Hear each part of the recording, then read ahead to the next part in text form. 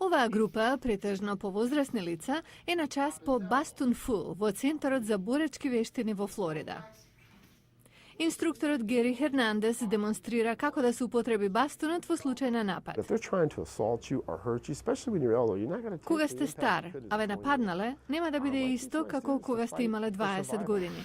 Јас ги учам како да се борат за опстанок. Бастун Фу нуди разни начини за користење на бастунот, од палка за самоодбрана до средство со кое се фаќа напаѓачот за врат. Џон Гибсон е пензионер. Почнал да зема часови пред 4 месеци, а користи бастун откако го скршил глуждот. Не можам да се движам како порано, но кога веќе користам бастун, добро е да знам како се поинаку можам да го употребам. Насилството врз постарите лица изминативе години беше во опаѓање, но затоа лани скокна на највисоко ниво од 2002. Адаптацијата на бастуните за самоодбрана станала профитабилен бизнес.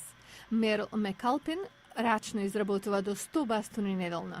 Бастуните имаат специјални вдлабнатини, наречени ајкулини заби за подобро фаќање, но и што би оставиле добра трага на напаѓачот, како и поширока кука за полесно фаќање на вратот, нозете и рацете.